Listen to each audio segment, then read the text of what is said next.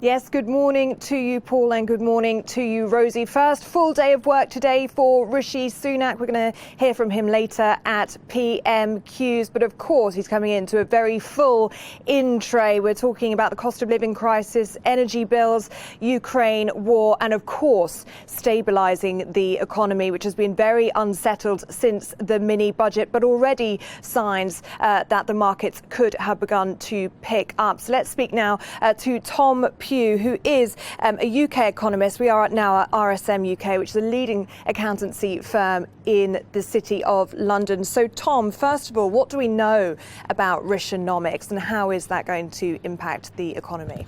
So Rishi Sunak's number one priority is going to be restoring some credibility with the financial markets. Jeremy Hunt's already gone, already started to do that. Rishi Sunak's going to continue. That's what that medium-term fiscal statement we're going to get on Monday is really all about. Unfortunately for the economy and for businesses and households, it probably means some spending cuts and it probably means some tax rises in order to convince financial markets that they have control of the public finances and that the debt to kind of GDP ratio is on a downward track over the medium term. So when Rishi Sunak talks about difficult decisions being made, what is he talking about? So he's really referencing taxes are going to have to go up in some areas. There's going to be a very, very tight kind of spending round. It's going to be difficult to find places that you can really cut spending, given how kind of tight government budgets have been over the last few years.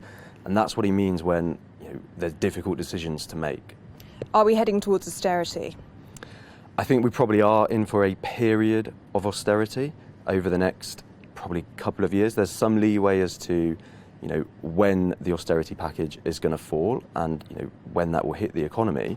But I think in order to convince financial markets that they have the public finances under control, it's going to mean cuts in spending, tax rises, and that basically is a period of austerity. Yeah, difficult decisions to be made. How are the markets reacting to Rishi Sunak becoming Prime Minister? Because the cost of government borrowing has actually fallen, hasn't it? Yeah, so essentially since Jeremy Hunt took over as Chancellor, we've seen financial markets start to pick up. That continued with Rishi Sunak becoming Prime Minister. They've essentially now back to where they were before Liz Truss took over as Prime Minister. So that's, the cost of government borrowing, for example, is a lot higher than it was a few months ago, but it's lower than it was kind of a couple of weeks ago at the height of the kind of chaos. So that is some good news. What do you predict will happen with interest rates now? Because they have hiked in recent months and affected many people, especially with their mortgage repayments. So I think it partly depends on what happens on Monday. If we get a package of tax rises and spending cuts, that will lessen the pressure on the Bank of England to really hike up interest rates. So I think we are going to see some interest rate hikes. So we might see interest rates go up by 75 base, so 3/4 of a percentage point in November, probably a little bit more in December. But I don't think we're going to see the kind of 5.5% that the financial markets were fearing a couple of weeks ago.